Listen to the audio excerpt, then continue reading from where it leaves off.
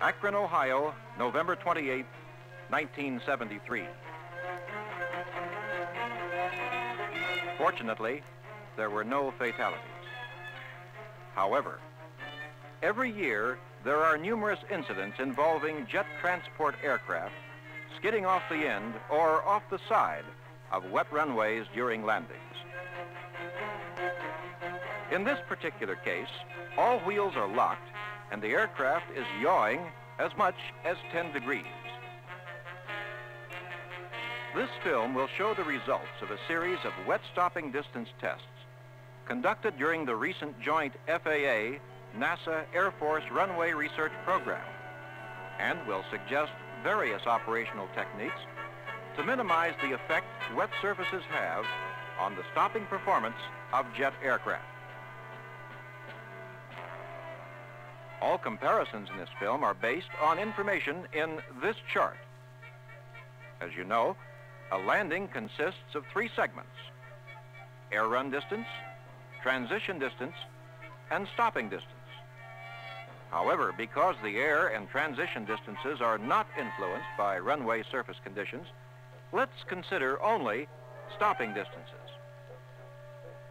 To understand the influence of tire-to-surface friction available for stopping an aircraft on a wet runway, it's important to remember there are 3 types of tire hydroplaning. The first is viscous hydroplaning, referring to the lubricating characteristic of thin water films on 1/100th to approximately 1/10 of an inch of water. The second is dynamic hydroplaning, characterized by complete spin down or lack of spin up of a braked or unbraked wheel on water films of 1/10 of an inch or greater. The third type of hydroplaning is reverted rubber hydroplaning. A Boeing 727 nose wheel is being forced onto a surface flooded with 3/10 of an inch of water. A good example of dynamic hydroplaning. The fluid dynamic pressure is great enough to support the nose wheel on a finite water thickness and prevent wheel spin-up until the aircraft runs out of the flooded section. To understand reverted rubber hydroplaning, note that after a prolonged wheel lockup on a wet surface, 1/100th to 5/100ths of an inch of water, the phenomenon results through an increase in temperature in the tire footprint until the tire tread rubber reverts to its uncured state. The reverted rubber forms a seal around the tire footprint, and the trapped steam pressure acts to drastically reduce available friction. The upper curve represents the effective braking friction available for the 727 on a dry surface. The middle curve typically represents the effective braking friction generated when no wheel lockups occur. And the lower curve shows the very low value of effective braking friction available with all wheels locked and experiencing reverted rubber hydroplaning. With this background in mind, let's look at some actual test results. This 727 dry stop is on a slurry seal asphalt runway with good friction characteristics. All stopping tests, except where noted, were made using maximum anti-skid controlled braking with the engines in idle forward thrust. The dry stopping distance is 1,100 feet at a standard weight of 115,000 pounds. The dry stopping distance is shown here in relation to the wet distance computed using the factors in the Federal Aviation Regulations. Now let's look at a wet run on the same asphalt surface. This run shows the anti-skid braking action. Note, however, that even though the wheels sometimes approach a skid condition, no wheel lockups occur. An average water depth of 1/100th of an inch was on the runway at the time of landing. Viscous hydroplaning occurred, causing the stopping distance to increase to 1,425 feet, still well within the available distance for a critical condition denoted by the red line. For this run, however, the water depth was doubled to 2/100ths of an inch. The 2 outboard wheels lock up. Both viscous and reverted rubber hydroplaning phenomena occurred. Now, this was not a malfunction of the anti-skid system, but rather an operational characteristic of this particular system. In this case, stopping required all of the available distance indicated here by the red line. The reduced friction on the two locked outboard wheels caused by reverted rubber hydroplaning increased the wet stopping distance to 2,090 feet. Incidentally, viewers of this film might be interested in how the tests were simulated to assure scientific accuracy. Typically, thousands of gallons of water were pumped on the test section. Getting back to the tests, however, an average water depth of 22 thousandths of an inch existed at the time of this wet stop. Viscous hydroplaning was experienced, and the distance to stop was 2,630 feet. This is 530 feet longer than the theoretically available distance shown here. The worn tires noted on the chart were equivalent to an 80% worn condition. During this run, on the same smooth concrete runway, the two outboard wheels locked up. Viscous and reverted rubber hydroplaning occurred, resulting in a stopping distance of 3,420 feet. This graphically demonstrates the significance of the locked wheels.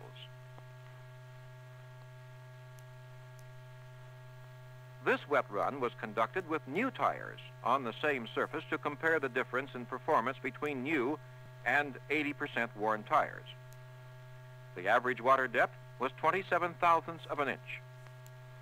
The anti-skid system allowed even these new tires to lock up. Although the full depth grooves on the new tires did have some effect, the stopping distance was 2,570 feet, which is close to the no wheels locked condition with worn tires. Here is the point. Although new tires are better than worn tires, tire effectiveness is limited. New tires on the 727 do not prevent wheel lockup on a slippery surface. During this wet stop on another smooth concrete runway with 40 thousandths of an inch of water on the surface, the two outboard wheels locked, producing a stopping distance of 3,560 feet. Here is a reverse thrust plus maximum braking run to determine the effect of reverse thrust on stopping distance. With 34 thousandths of an inch of water on the runway, the two outboard wheels locked up. However, the stopping distance was significantly reduced by the reverse thrust. This chart illustrates that the 727 stopped within the confines of the theoretically available distance.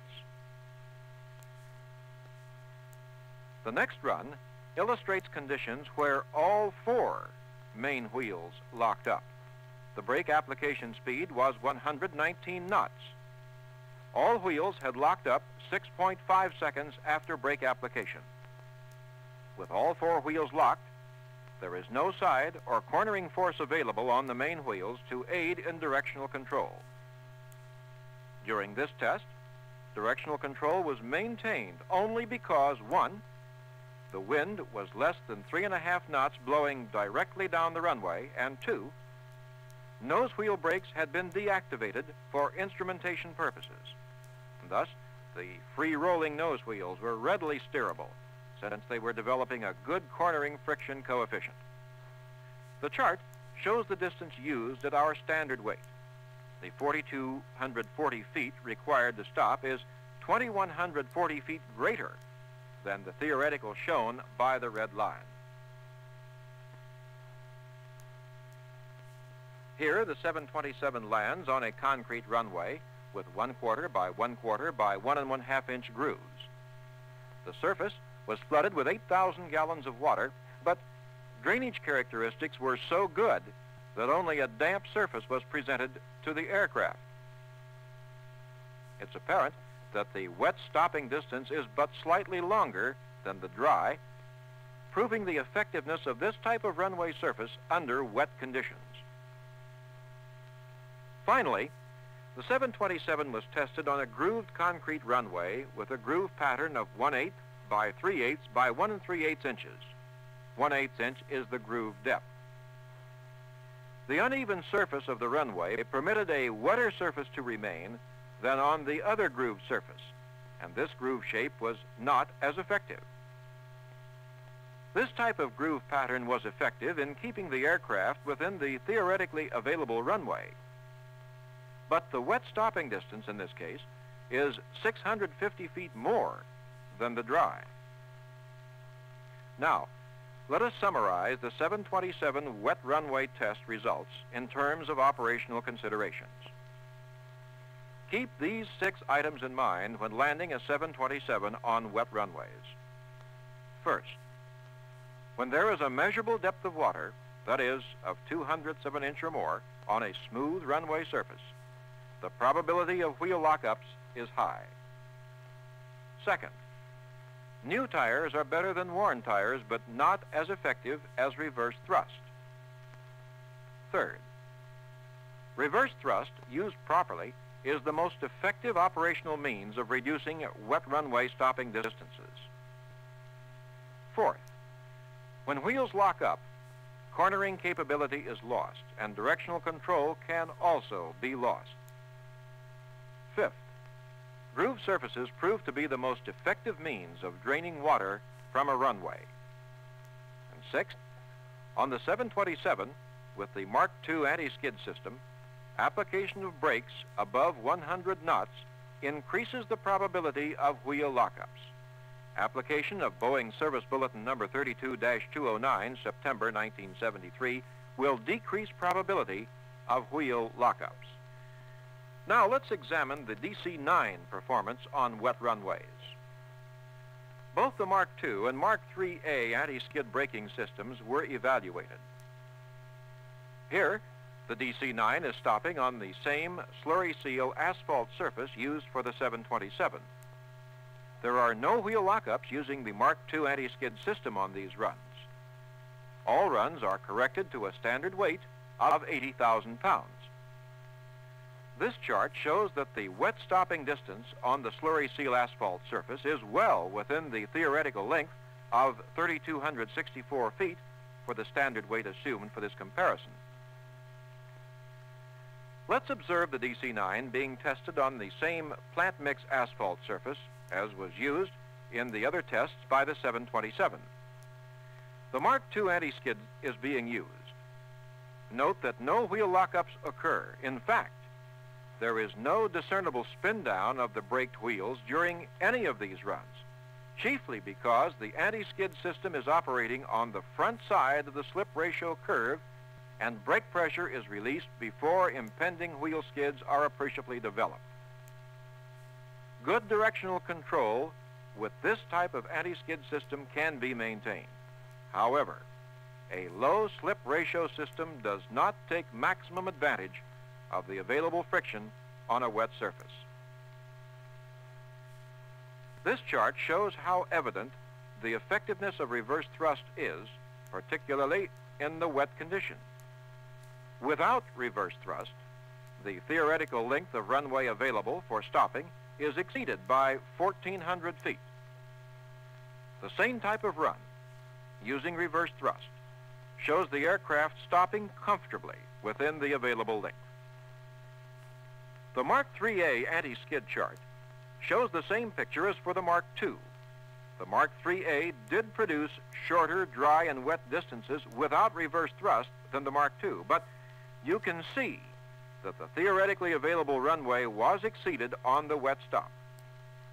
The dry and wet reverse thrust stops produced the same distances for both anti-skid systems. During this run, on a smooth concrete surface, the wing lift spoilers did not deploy. The aircraft traversed over 6,000 feet of wetted surface without stopping. When corrected to the standard weight of 80,000 pounds, the distance was more than 5,540 feet. Thus, one sees the importance of activating wing lift spoilers to obtain maximum weight on the braked wheels to stop in a minimum distance. Here's a direct comparison of the data from both the Mark II and the Mark IIIA systems. Although the Mark IIIA anti-skid system improved the stopping performance, it was not enough to stay within the available runway. Runs were made on a grooved concrete runway having a groove pattern of 1/4 by 1/4 by 2 inches. 7,500 gallons of water were used to wet the test section, but the drainage characteristics were excellent, so only a damp surface existed. Here's the graphic comparison. Note that even though the Mark IIIA anti-skid system dry distance is shorter than for the Mark II system, the wet runs show identical stopping distances, indicating that the two systems are equally effective on a grooved surface. Earlier, you saw this DC-9 scene. The run in question was a reverse thrust run. On initial touchdown, the main wheels started to spin, but when the main wheels left the runway, reverse thrust was applied together with the brakes, which deactivated the spoilers. At the second touchdown, the main wheels were locked and remained locked as the pilot kept the brake pedals depressed. The ground speed at which brakes were applied was 128.7 knots. The aircraft yawed up to 10 degrees.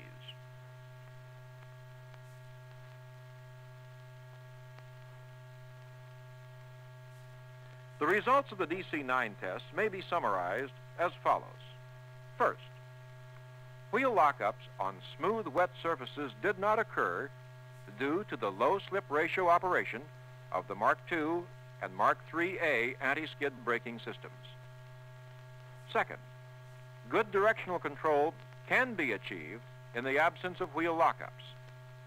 Third, the low slip ratio anti-skid operation does not take advantage of friction available on a wet surface. Fourth, reverse thrust remains as the most effective operational factor in reducing wet stopping distance. Fifth, wet stopping distance on the two smooth wet surfaces tested exceeded the theoretically available length. And sixth, grooved runways offer the most effective means for obtaining wet stopping performance that is close to that of a dry surface.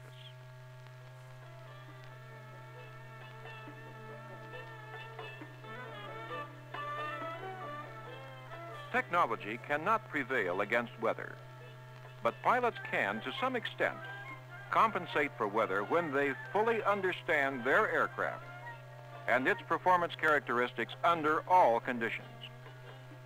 The Federal Aviation Administration, in partnership with industry and other government agencies, is continuing research in this critical field and will share its findings to help meet our common safety goal of improving landing operations on wet runways.